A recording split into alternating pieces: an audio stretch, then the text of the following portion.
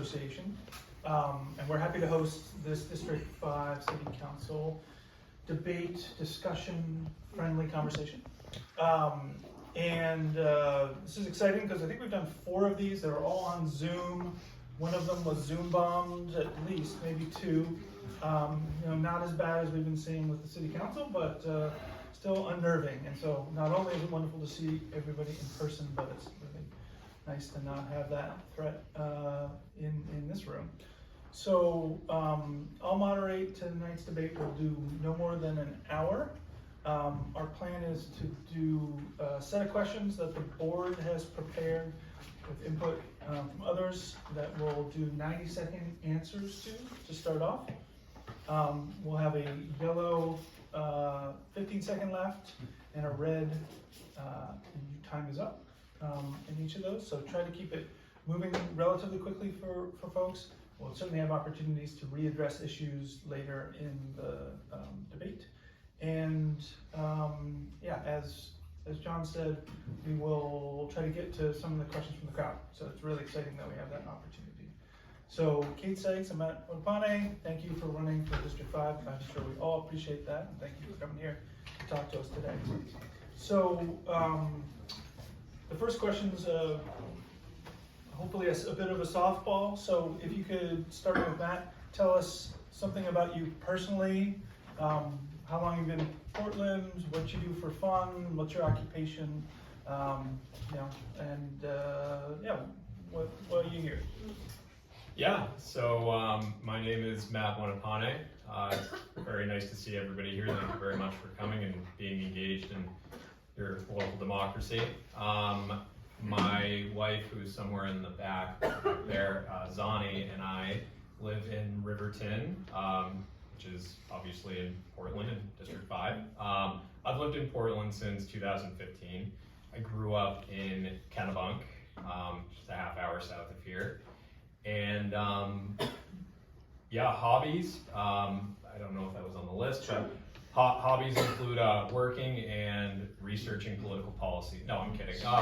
Working and spending time with friends, going to local music. My wife and I try to go skiing a couple times in the winter, fixing up our house and spending time with our dog Cooper that we adopted this past summer. My profession, my day job, hopefully what will become my day job, is that I am a commercial lender at a local community bank called Androscoggin Bank. In that position, I work with small business owners, nonprofits, and small real estate developers to problem solve, help them get projects done, all that sort of thing. Thank you so much, Matt. Yeah, that's everything. And Kate, same question to you. Yeah. And don't always repeat any question. Okay, great, thanks. So my name is Kate Sykes. I live here in Deering Center. Thanks very much for hosting this. This is one of the reasons I love our neighborhood so much is the activism and the interest that folks show in their neighborhood and their community. I'm running for office for that very reason because I have a really deep love of community and I feel that we can do more to build a stronger community in District 5. I have lived in the district since 2016, I think. And I grew up in Maine, in Harrison, Maine, a little small town in western Maine.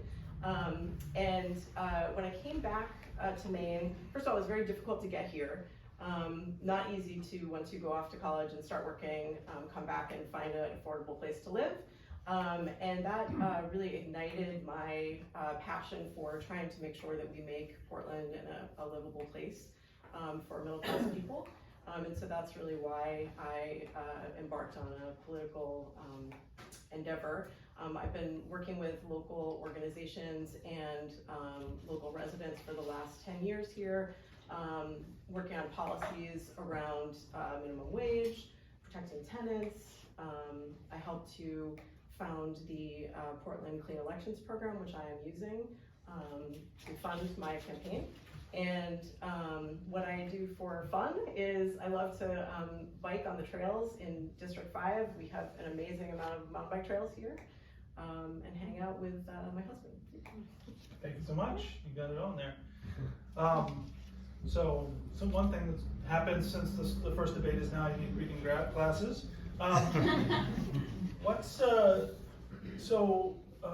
people experiencing homelessness is becoming more and more obvious, not as much throughout our district, but certainly in portions of our district and in downtown Portland.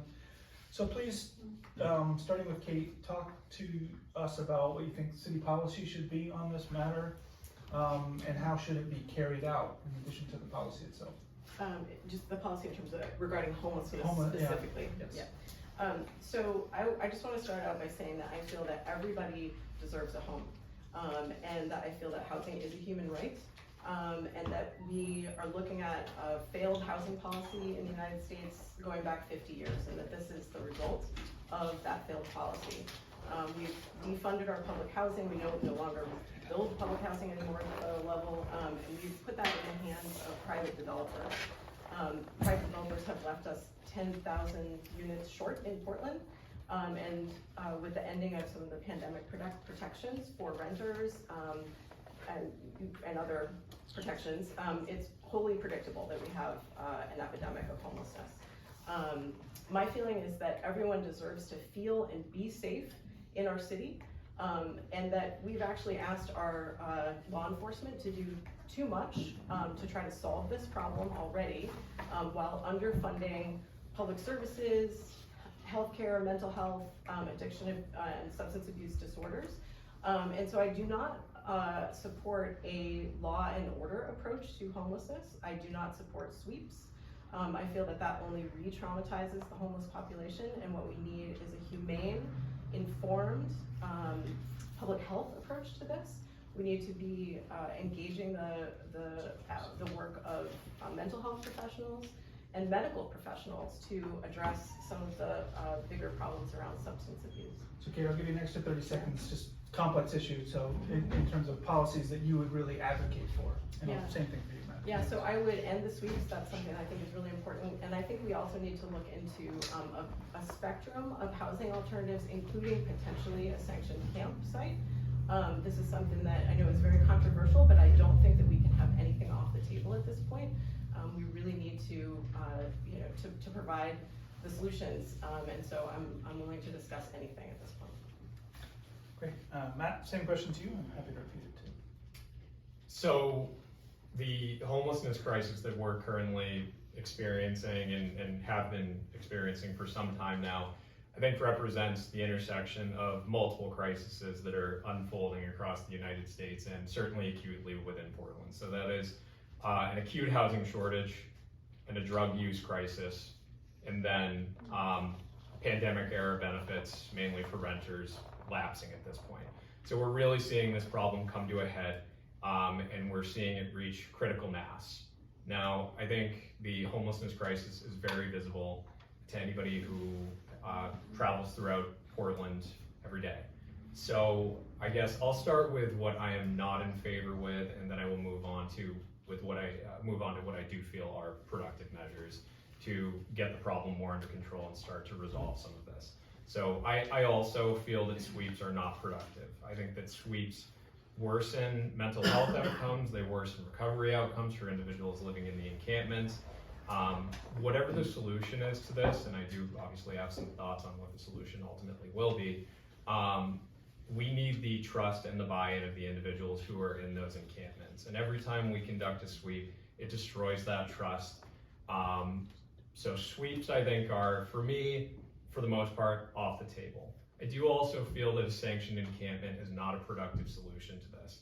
I think that we'll be left with pretty much the same problems that we're left with unsanctioned encampments, but we will allow the problem to proliferate even more, and that is not a productive solution.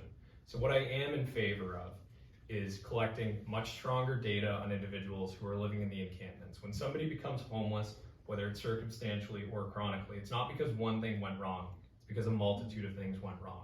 To find out what those people need, we need to meet them where they are, and we need to collect anecdotal and empirical data on, am I done? Data on why they are there, so that we can find what the best path out of that situation is for them. That path may be to organizations such as Spurwink, which has the Living Room, which is a shelter that is for individuals with physical and mental disabilities. I'll talk more about this later. Great. Thank you. So both of you were here for the presentation from the PCAT team, which was great to see that kind of level of engagement. So I'd love to hear, starting from Matt, climate change is obviously a global issue, but PCAT has shown how Portland Climate Action Team has shown that you can have an impact locally. So as city councilor, how would you try to address some of the challenges with regards to climate change, either from an adaptation standpoint or a mitigation standpoint? Yeah, so I think, sorry. Oh, yeah, you start over. Thank you for your expertise and your So It's a good break, actually. If you haven't silenced your phones, please do. We forgot to say that at the beginning. Silencing it didn't even work. So you mentioned adaptation and mitigation. I'd like to add to that decarbonization. So we do have One Climate Future, which is a well-crafted plan, but a plan is only as good as your accountability towards hitting those results. So if I was elected, I would push to build more accountability into meeting those goals that are laid out in the One Climate Future, and ditto for the state. I think they should do the same. Now, I am still fine-tuning how that accountability would be structured, but in any case, a goal is only as good as your capacity to hit it.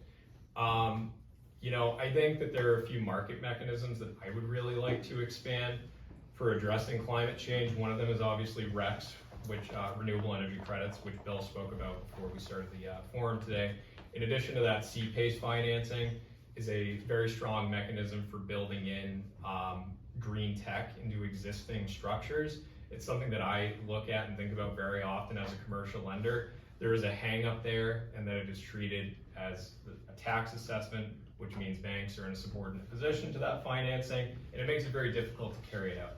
I would push to amend the ordinance to make it easier to use, basically. This is industry knowledge that I bring to the table, and I think it's something that would really allow me to differentiate myself on the council as this real world experience working with these mechanisms. Mitigation and adaptation, we need to think about it now because we have several existential crises we're dealing with. Let's not add Portland being underwater to one of them. Kate, same question? In 2020, I helped to write the Green New Deal legislation, which brought our environmental building codes up to speed.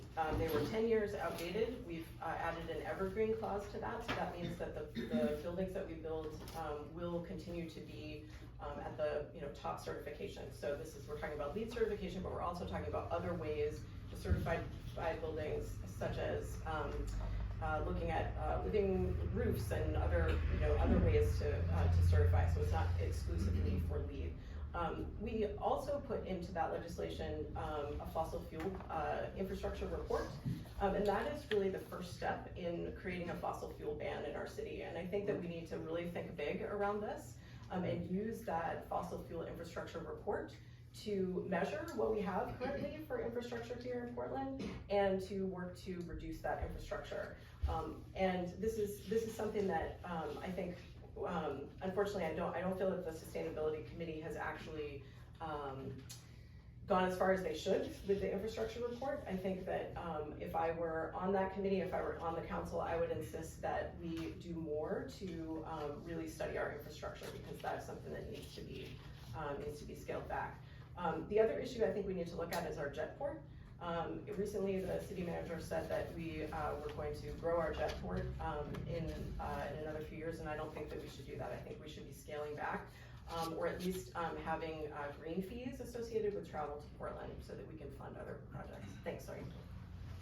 John, I'm going to move to 2 minutes and answer because these guys are having pretty complex and well thought answers. So, not to say the previous candidates haven't, but And while we have that pause, yeah. If anyone has questions that they would like to ask the candidates, to be considered to ask the candidates on those index cards and pens, just bring them up, just drop them off with me, and I will get them to call them.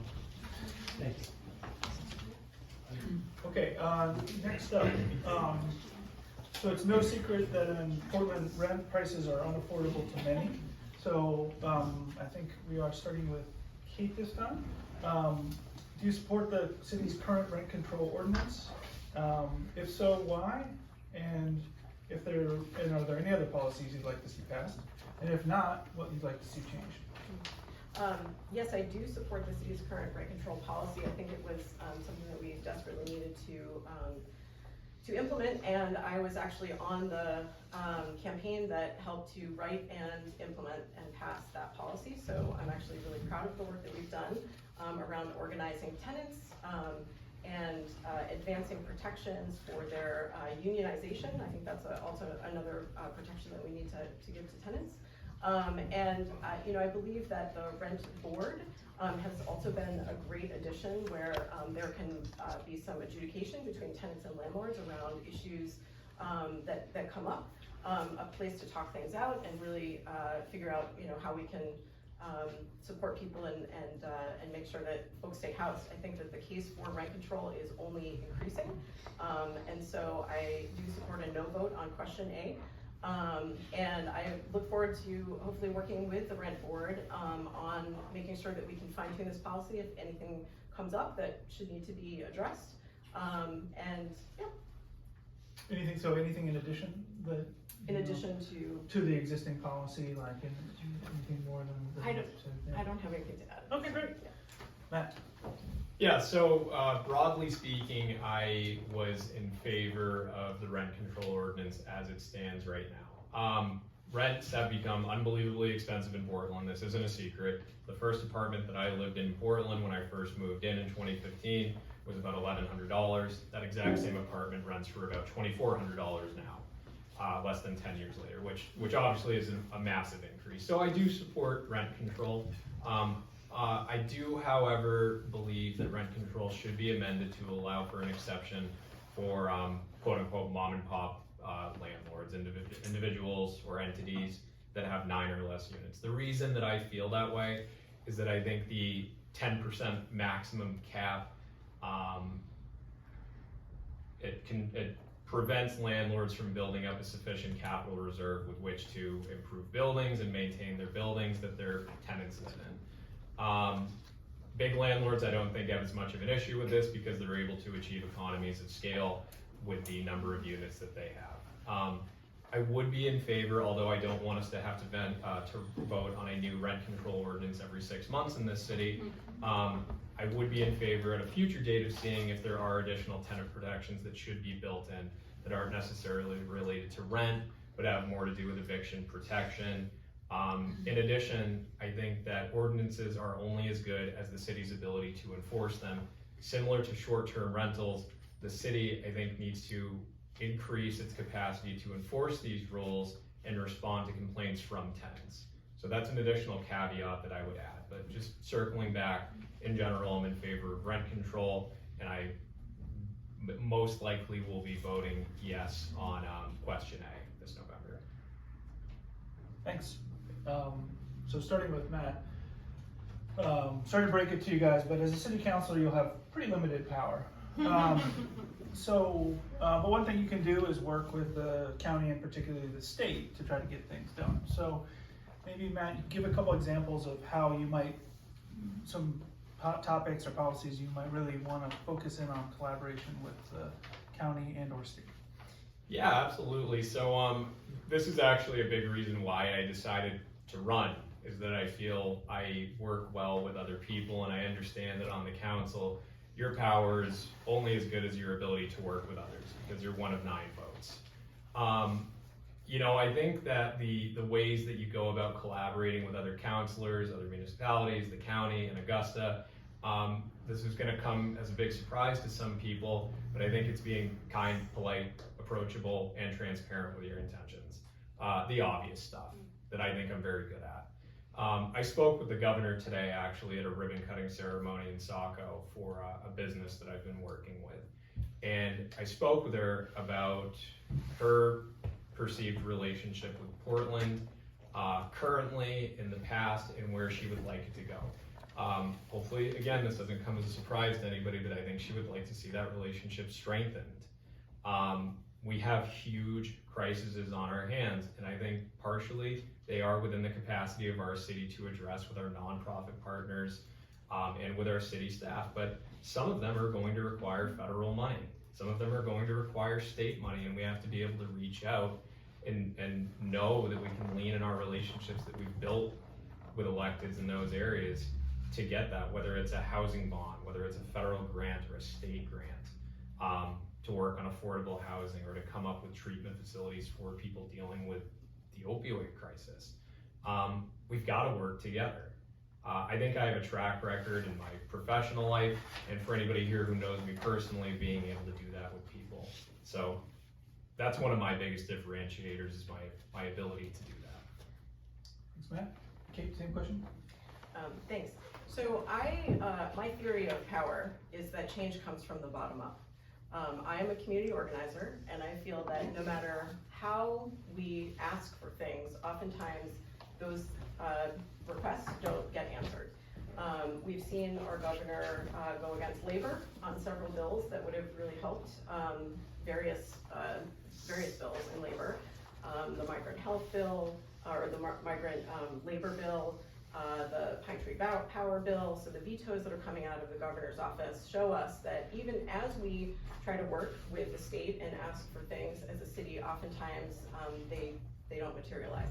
And so I think my strength is that I organize people from the ground up, and we have to, we have to make demands, and we have to have power behind us to do that. And so while I would like to work with the state on things, and certainly I believe that there are demands that we should make of the state, I believe that really what we have to do is get organized, form collaborative relationships among organizations, form coalitions, and build that power, because that is really how we make change. If you elect me, that is what I will do. I intend to go out into our community frequently. I will be a boots on the ground counselor who will check in with folks, always making sure that I'm talking to organizations. I will talk to any organization to make sure that we're working as collaboratively as possible. We're not always going to agree on every single issue, but if we can get an issue down the road, that's what we need to do.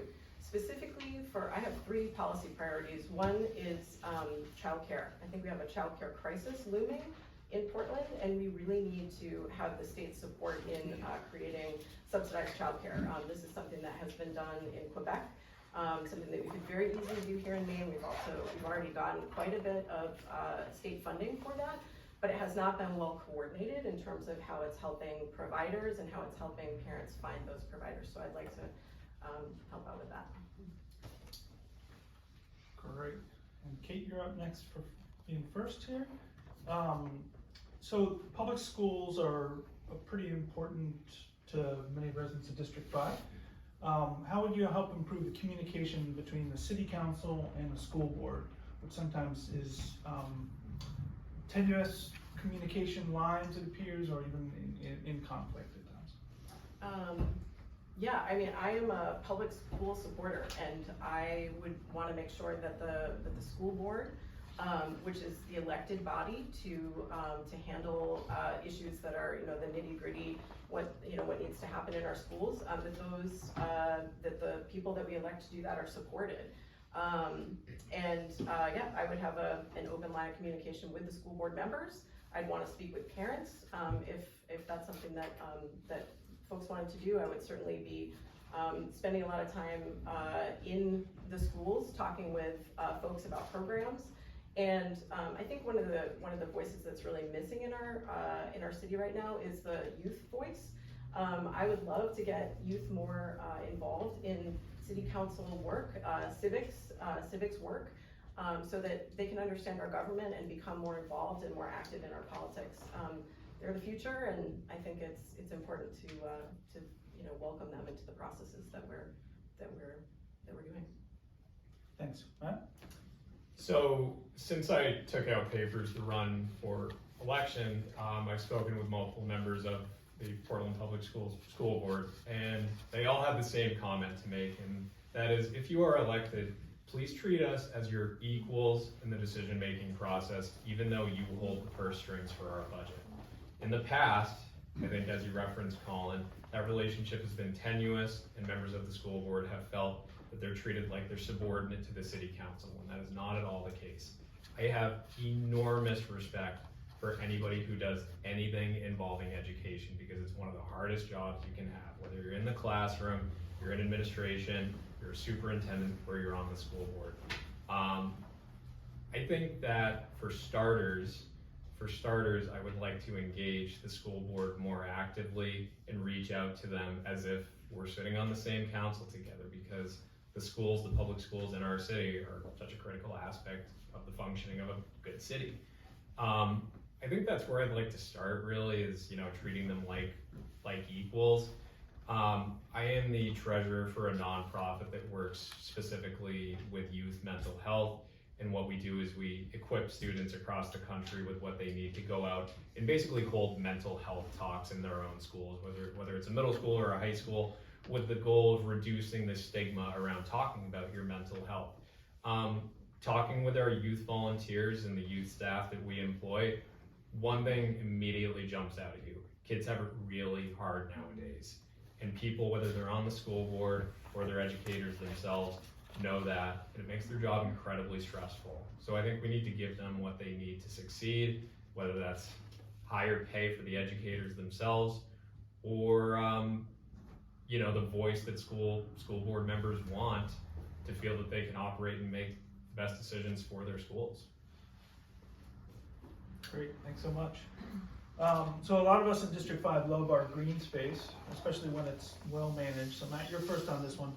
What do you think of Portland's Parks and Recreation program, and what's going well, and what needs to be changed on that programmatic trajectory? Yeah, great question. So I love green space. I'm just gonna put that out there, blanket statement. I'm never gonna say no to parks and trails. And although I am running partially on a housing platform, I don't wanna sacrifice any of our green space to develop that housing. I'm saying that pretty much as a campaign promise right now. You know, as far as what the Parks Department is doing well, what needs to be changed, I'm gonna be candid, I can't really speak to what needs to be changed right now because I'm not super aware of anything. I know that Public Works and the Parks Department did just complete a fantastic expansion of our skate park on St. James Street, which I was president of the ribbon cutting for. Super exciting, and I love seeing that stuff. I love seeing reinvestment in our parks and our trails, because for me, that's part of what forms the soul and the fabric of a city, is our communal space where we can come together, and whether it's put a towel out on the yard and read a book, play catch, whatever it is, we need that. It's critical. Thanks, Kate. So I've spoken with several constituents around this issue recently, and one of the things that I'm realizing is that we really are underfunding our parks maintenance. We have a lot of local groups, sports teams, community sports teams that are pretty much being tasked with a responsibility to maintain Little League fields by themselves with a bunch of volunteers, and it becomes harder and harder to get people to volunteer for those things when the work just becomes bigger and bigger. And so I think we need to give more support to Parks and Rec in terms of some of the programs that we're offering, and really fund our public spaces in the way that says that we value that in Portland. The erosion of funds, the sort of move towards a public-private partnership with our parks is a dangerous and slippery slope. We'll start to see fees for those things, which is obviously inequitable. And so I think we just need to be really careful about funding work on our field specifically. Also, I think that there's just a lot of attention that needs to be paid towards the equitability of our parks in Portland, and making sure that, for instance, tree canopy is just as great here in Deering Center, where we have all of these giant oak trees, as it is in places where there's more concrete, because that's a quality of life issue for folks in the city that are lower income, or are black and brown communities that don't have as much access to green space. I know that we've had a park in North Deering that's been added, and that's been great. But we also need to reach out to communities of color and folks that we want to be stewards of our green spaces that don't just look like us, and find out how they use the parks, find out ways that we can increase their use of them so that we can all benefit from green spaces. Thank you. Kate, this one's for you. first. So you both have mentioned housing and housing concerns. So talk about any zoning policy or other initiatives that Portland's not either trying to do right now or has done in the past that might help with the affordability crisis. So my top priority, policy priority is social housing. And that is a form of high quality public housing that municipalities around the country are looking into implementing. We've already seen it implemented in Montgomery County, Maryland, and Seattle, Washington has recently passed a policy in February, I believe. And the idea is that we've been giving private developers money, land, tax incentives for the last decade or so, and we're 10,000 units short of the housing that we need. And really to throw more money into that system is really foolish. We cannot possibly catch up unless we start building that housing ourselves. And so social housing is a way to do that. It's mixed income public housing that stays off the private market forever. And that way it provides an anchor for the private development that's happening. So when you have more public housing that you can choose to rent or to move into as like a low or a limited equity cooperative type ownership situation, that puts pressure on the private market and it tends to balance it out so the prices can't rise as fast as they have been. So I would support developing a social housing developer in Portland, and we could actually do that through the Portland Housing Authority, which has bonding authority. It was founded in the 30s or 40s, I think, and actually doesn't do very much bonding for to build truly affordable public housing for the entire income spectrum. This would not be low income development placed out on the outskirts of town. It would be housing that is truly mixed income. So people that were from 0 to 180% of area median income would be able to live in these facilities. If you want to look at an example of how this works really well, in Vienna, Austria is probably the best example of this. It's been in existence since the 30s, and it's worked really well to keep their housing costs low. Great, Matt? So I guess with respect to zoning, I'll address that first because I think you mentioned that in the question. So recode's obviously happening right now.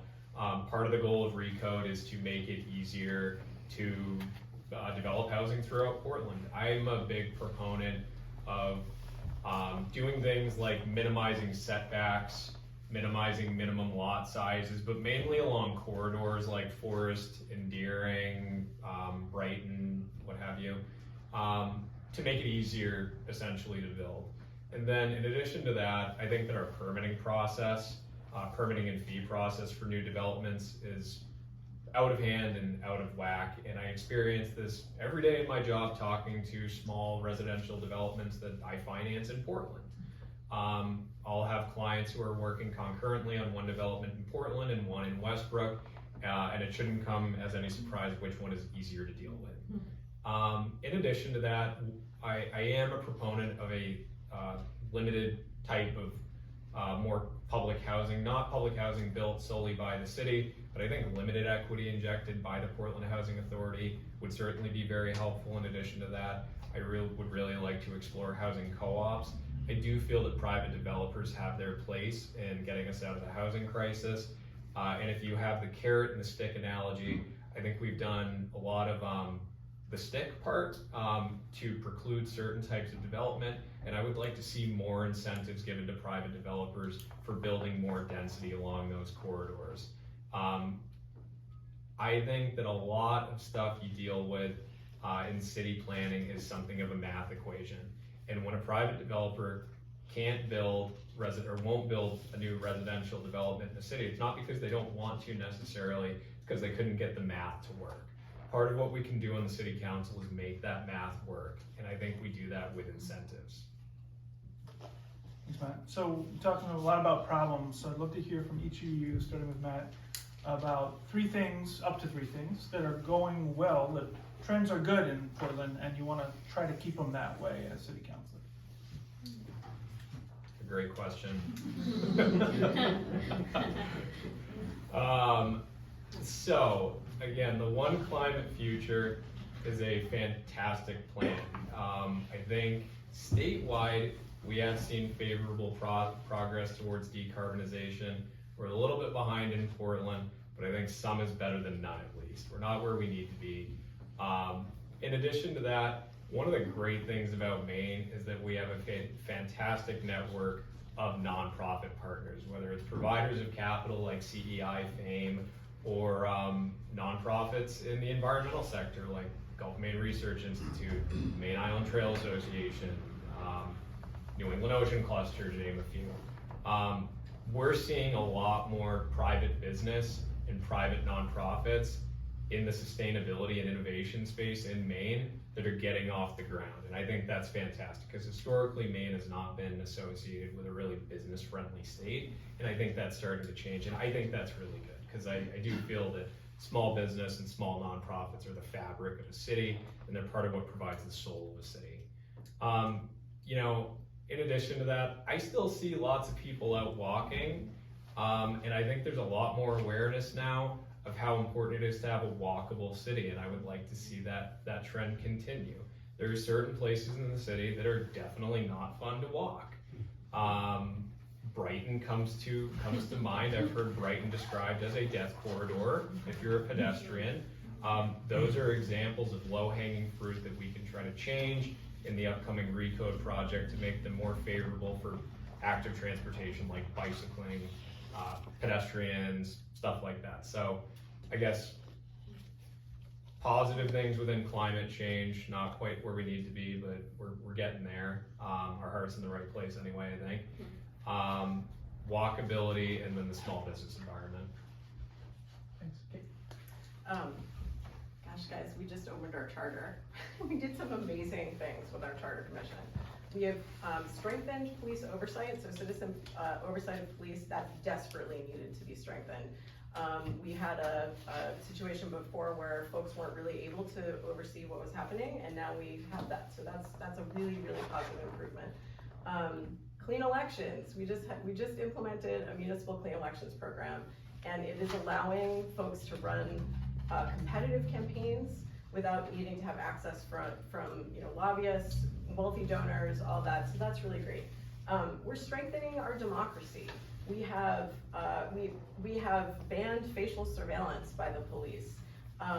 We have started a conversation about electrifying our waterfront and getting labor involved. That was one of the key issues that I was really involved in, is to get labor to the table to talk about how we can electrify our waterfront and to make cruise ships, cleaner while they're in dock. Really excited about the provisions in the Green New Deal for labor. We have more training, more safety training, more apprenticeship training for workers, which we desperately need to build our our trade labor force so we can build all this housing that we need. Gosh, there are so many. I think rent control has been a really positive turn for the city. It's kept people housed through a pandemic, and hopefully we'll continue to keep people housed. I will add that if question A passes, 800, let me check this, 800 people will lose their homes in District 5. I do not believe that 9 landlords is small at all. And so I think we need to appreciate the work that we've done around rent control and really keep that strong. Great. I'm going to move to a few questions, which in some cases I'm going to paraphrase from the group, from our assembled guests. So in this one, I think I'll try to read it, and then there's a similar question as well. So I'm a huge proponent of robust city services, education, public health, roads. But I've also seen my property taxes go up considerably in the past 8 years, enough to strain our middle class household income. What viable ideas do you have about addressing this tension? And there's also a similar question about increasing costs associated with homeless services and increasing taxes. So to you first, Kate.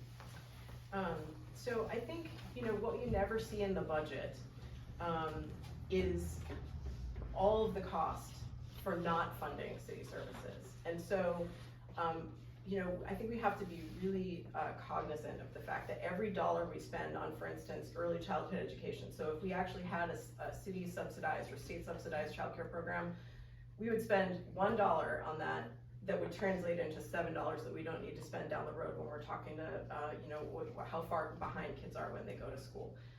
So I think that it's, I wish that we could get the bill and see the budget for how much it costs us not to invest in things. And so, I caution us around that. A couple of the ideas that I have to reduce some of the costs and fees for residents, because I do believe that the middle class is getting crushed in the city. Vacancy taxes. We have a ton of vacant commercial property, vacant residential property, folks that, either the bank has taken a property, it's unrentable at this time, it's been repossessed. We need to have vacancy fees.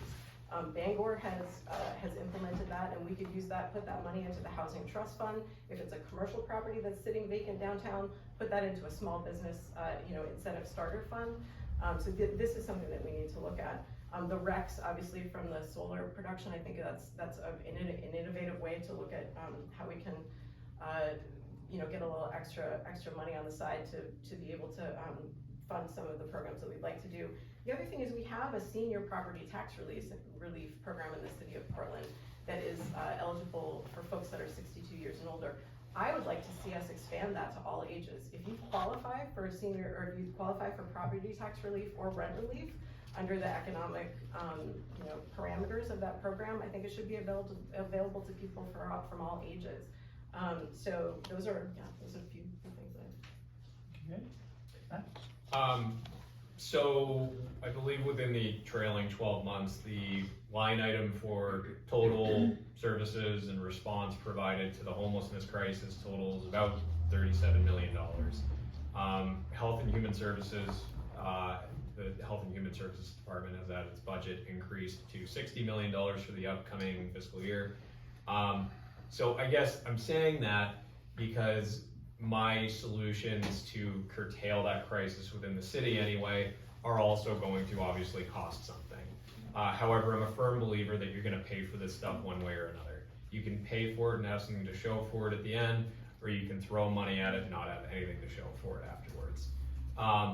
So I guess with that sentiment laid out that you're gonna pay for this stuff one way or another, I think, look, I've been a banker for 10 years. The upshot of that is that you really care how money gets spent. I think we gotta be really diligent when we're going through the budget. I'd like to see a lot more lead time between the staff releasing the budget, the council reviewing it. In addition to that, especially, I would echo what you just said for fixed income earners and retirees. I would like to see their property taxes held level. And I think other at-risk populations would benefit from that as well. I think the city of Portland is unique in some aspects in that it derives a lot of its income from fees as opposed to levying property taxes. Not to say that our property taxes don't make up a huge amount of the budget, they definitely do. I think I would look to see if there's any ways that we can collect additional fee income from the stuff that we want to see less of in the city. I think I need to absolutely fine tune what exactly that means. But if there's opportunities to cut down on stuff that we don't want in Portland anymore and add to the budget so we can fund our services that we need to have a good city without instituting a greater financial burden on already strained households, I absolutely want to consider that. Thanks. Another one from our audience, first to you, Matt. What are your transportation priorities for Portland and the region? Portland roads aren't going to get any wider, but the city's going to grow for a variety of reasons. For that reason, I think we need to prioritize and incentivize housing development that doesn't revolve around having a vehicle. I don't want to limit people. I don't want the only type of housing we build to be sans cars. But at a certain point, we're going to run out of space for people to drive, or we're going to run out of parking. It's just a question of what we're going to run out of first. So I really do feel strongly that we should keep Portland a very walkable city. And I think that's the normal growth of a city. So that's my main transportation goal, I think, is to keep Portland walkable, bikeable. Pie in the sky, definitely not within a single councilor's term. But I think, not that I want to have the T like Boston or even worse, New York subway. no offense if there's anybody here from New York, but you know, we're gonna need public transportation that's reliable and you can actually take on a holiday. You know, I think the Metro bus is great, and I think that as we build more housing where people don't necessarily have vehicles who reside in that, more people will start taking the bus. The stigma with taking the bus will go away, and we'll see that expand. So I think that's great. You know, also side note, not in the short term, but I for one think it would be really cool to see the train station move back to Union Station. There's a lot of planning that would go into that. I'm very much aware of that, but I totally think it's something we should consider. I think needing to drive to the train station partially defeats the purpose of having a train station. Thanks. Kate, transportation? Yeah. priorities? So transportation for me is an equity issue. I mean, public transportation is necessary for folks that are low income who can't afford to have a car. So some of the little things that we can do, make sure our bus stops are plowed out. Make sure that we, you know, have enough buses running so that people are incentivized to use it. Before the pandemic, our ridership was really up in 2019, and then of course it kind of got crushed by the pandemic, and it's starting to climb back up again. But there are a lot of things that we can do to incentivize people to ride the bus. One of the things we could even consider is a no car zone, just a bus only zone downtown, perhaps on Congress Street. Places that would encourage folks to that are just going up and down Congress Street to hop on the bus. A free ride zone, that's also a great idea as well. I am really excited about the Franklin Street redesign that's in the works. That is just a disaster of a transportation corridor that is not friendly to bikes, it's not friendly to people that are walking, and it could be a neighborhood again, instead of this division between two neighborhoods. So I'm excited about that. I also I'm a big proponent of trains. The state has studied trains. They have a whole bookshelf of studies that they've done. They've commissioned all of these $1 million studies, and somewhere in there is an answer. Let's have high-speed rail to Montreal. What an amazing concept that would be. Let's connect Lewiston, Auburn to Portland. Let's think bigger about the future of our city. I mean, we are going to continue to have an influx of new residents here as climate change, forces people to move north. Let's plan for that so that we don't, I don't think we want to widen our streets. Let's make them smaller. Let's put bike lanes in so that we can have reasonable green transportation. Great. I'm not a high-speed guy. And so got a couple like this, so I'll just read this one. Kate, you're first now. Where does each of you place yourself on the political spectrum? For example, what political parties and organizations are you associated with or affiliated with, and what does that mean to you? So, city council elections in Portland are nonpartisan, and I think that's really important to understand. We have an extremely bifurcated, black and white, divided way of thinking about politics in this country. And I don't feel like I belong really anywhere on that spectrum. It's so hard to say, where you stand and not have people decide that that they're not with you because you're one party or another. As Mayor LaGuardia once said, there's no Democrat or Republican way to pick up garbage. That said, I will say that I believe that one way to do it is to privatize it. I wouldn't be in favor of that. The other way to do it is to make it a good union job. So I stand with the working class. I am myself a union member, and I think that I don't think either party is really helping us out too much on that front. So that's all I'll say. You want me to read it again, or are you good? No, that's fine. So I've always taken it for granted that I have moderate political views, and that most of my friends do, and most of my family members also have moderate political views. You totally wouldn't know that by looking at federal politics. You also oftentimes wouldn't know it by looking at local politics as well. When you are, I think, not moderate in your political views, I think what it leads to, or what it rather doesn't leave room for is it doesn't leave any room for people to have nuance in their views. And I believe very strongly that most people have a lot of nuance in how they make decisions about how they like their city run, how they want decisions to be made in their society. So for that reason, I consider myself to be a moderate, a centrist, whatever you want to call it. Nobody likes analogies, but I feel like this is a good analogy. You don't fly a plane from the wings, you fly it from the center. You know, to me, being a moderate means that, one, I will meet with and take views from anybody regardless of where they consider themselves to be in the political spectrum. You don't have to align with 100% of what I believe for me to see value in certain elements of your argument. That's super important to me, and it's part of the reason I ran for politics, or ran for office. You know, I think I've answered the question, but I'll say it again. I'm a moderate Democrat. I'm Matt Buonpane. Nice to meet you. Okay, I just got the symbol on time, so I'd like each of you guys to close up. Please, like, ask yourself a question that I didn't ask you, and do a closing statement. So we'll give 3 minutes. Can we set 3 minutes total for that? So you can jump straight into the closing statement. I'd love it if you also asked yourself a question to leave it off. Starting with Matt. Thanks. You know, I think the question that I'd ask myself is, if you get elected, at the end of your 3-year term, what would you hope to see be different in the city? You know, when the last time you walk out of chambers at the last city council meeting, what do you want to feel like you did? For me, I think I want to feel like I was a steward of the position. Stewardship is an important word, and it carries a lot of weight and a lot of meaning. For me, it means that you left it better than you found it.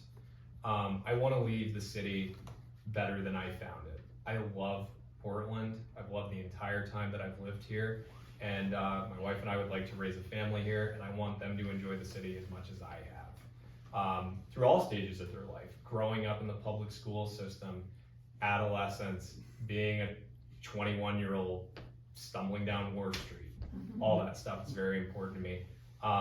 You know, I think that for me, again, I want to see the city become more affordable, definitely within housing, or I at least want to have laid the groundwork to see that happen. I want to see accountability and concrete goals put in place so that we know we're going to hit our climate goals. There's no question about it. You know, in addition to that, I want the stuff that I think 99% of people want. They want to feel like their kids are safe in school, their grandparents are safe walking down the street, and they can age in place in their homes. You know, and I totally comprehend that these are not simple problems. If they were, we wouldn't have them. We'd have easy solutions. But I do feel like there are clear solutions to a lot of these things that we can think through rationally, and we can work together to come out on top. There's some problems that have a societal trade-off, perceived trade-off, right? Like, do I want greater density in my neighborhood? Do I really want my neighbor to have an ADU spring up next to me? There's a trade-off there that you have to think about, all right? Expanding bike lanes, making the city more walkable. There's a marginal trade-off there, okay? You don't have to think very hard about why those things are good. I think those are the things that we should tackle, and I get it, you know, in local politics, and politics in general, I have the utmost respect for anybody who does it because it's hard, right? Nobody does it for the pay, and if you do, then I have a product I'd like to sell you. You know, I think people do it because they want to see their city get better, but it's hard. So we got to set an example in this city of what you can accomplish when you're willing to make hard choices, like developing gentle density, getting people into the treatment options that they need, you know, and tackling climate change goals. So I think that's my 3 minutes or 2 minutes and 50 seconds. Thank you very much, by the way. Okay. So I ran for office because I feel that, as I mentioned, change comes from the bottom up. I've done the work to spend time talking with individual residents about their concerns, interfacing with all kinds of different groups, grassroots organizations and labor unions, political organizations, civic organizations.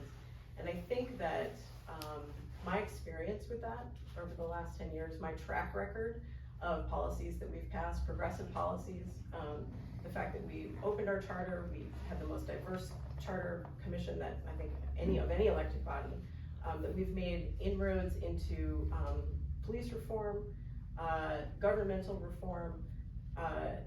Those are all things that I feel really proud that I worked on those things, and would really like to carry forward.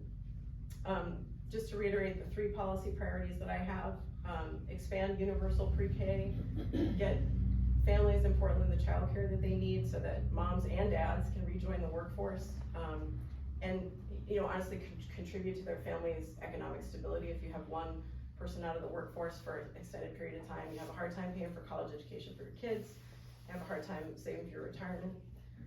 Policy priority number 2 is to establish a Portland social housing developer. I think very clearly the way that I differ from my opponent is that I will aggressively pursue non-market solutions. I think that the foxes are in the hen house in Portland, and we cannot continue to let developers to run the show. It hasn't worked. We're 10,000 units of housing behind. Will we still have private development? Of course we will, but we need something to balance that out. And without someone to actually have a hand on the wheel and to say this is what we need, we're not going to get it. If we do the recode and it's just a grab bag for private development, we're in trouble. And I'll be the person that will stand up to that. I'm not interested in doing this as a career. I've had a career. I want to do this because I want to serve my community, and I will not be afraid to say the hard things if it comes down to that. We also need to organize our community around a climate action plan, because if we don't do that, nothing else matters. I mean, this is something that is such a big issue that we need really strong leadership on that, not just resiliency plans, not just feel good, garbage to garden kind of stuff. We need to ban fossil fuels, right? We need to really dig in. So, as I mentioned, over the last 7 or 8 years, I've helped to organize a lot of different campaigns. And I believe that I have the experience and the deep knowledge of City Hall to move our neighborhood or move our district on those issues. Now is not the time for on-the-job training. Thank you both. On behalf of the Darren Center Neighborhood Association, thank you, Kate. Thank you, Matt. Great debate.